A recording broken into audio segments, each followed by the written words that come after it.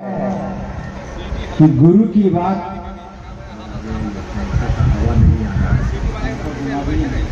आगे बढ़िएगा तब ना। हाँ ठीक है, छोड़िए। किसी भाई ने लिखा है कि गुरु की बात गांव में करने जाते हैं तो लोग कहते हैं कि आदि शक्ति के महादेव तो पुत्र हैं, तो गुरु कैसे होंगे? सृष्टि के बनाने वाले तो आदि शक्ति है, कृपया इस पर समझाएं।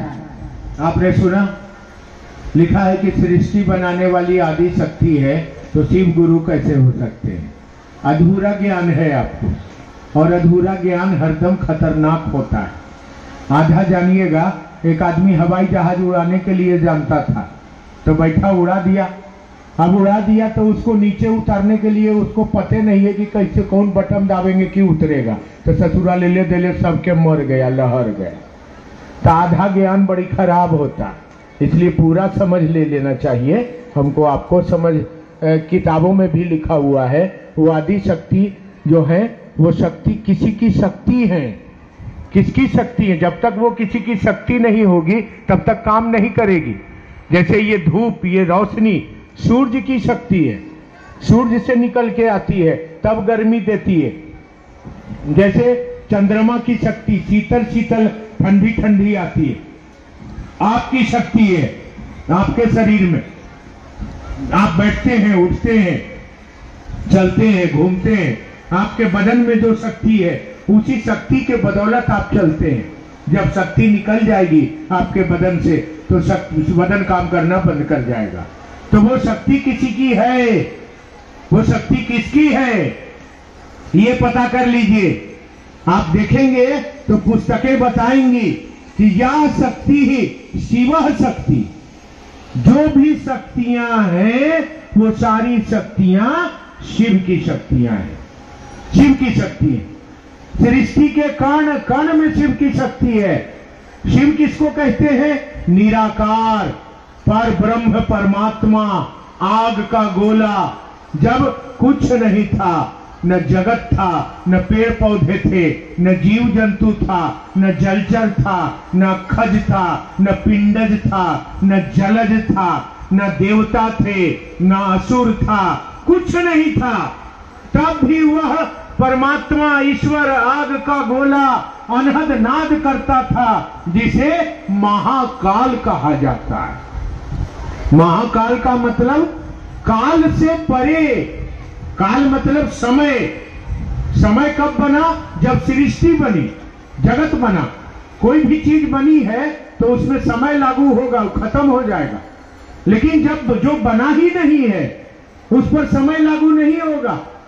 तो जब जगत बना तब उस पर समय लागू हुआ, लेकिन जिसने जगत को बनाया उस पर समय लागू नहीं होगा। इसीलिए काल के नियंत्रण में सृष्टि है। काल यानी शक्ति, उसके नियंत्रण में सृष्टि है। काल की देवी को काली कहा जाता है। काली मतलब काला होना नहीं होता है।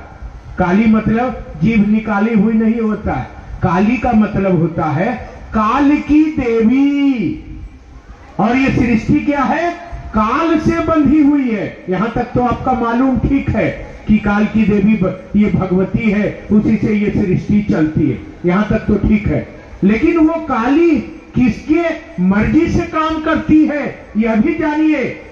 बढ़िए, वह काली किसकी मर्जी से काम करती है यह भी जानिए। तब आप जानेंगे पुस्तकों में, तब आप पाएंगे कि काली जो है, वो काल की देवी जो है, वह किनकी शक्ति है। तब पुस्तकें बताएंगी कि यह काली महाकाल की शक्ति है, जिसे महाकाली कहा जाता है।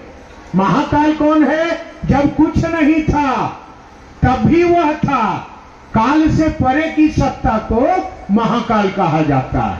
तब भी वो था और उसकी शक्ति को महाकाली कहा जाता है। जो महाकाल की शक्ति है वही आदि शक्ति है। वह आदि शक्ति उसी महाकाल की शक्ति है, उसी शिव की शक्ति है। वही शिव ने इच्छा किया कि साकार जगत का निर्माण करेंगे, तब अब उनकी इच्छा से वह शक्ति चली है और सृष्टि के कण कण में निवास कर रही है, सृष्ट हो रहा है, बन रहा है, फल रहा है और नष्ट हो रहा है। यह तीनों काम काल के नियंत्रण में हो रहा है, शक्ति के नियंत्रण में हो रहा है। वह शक्ति जिसके नियंत्रण में है उसे महाकाल कहा जाता है।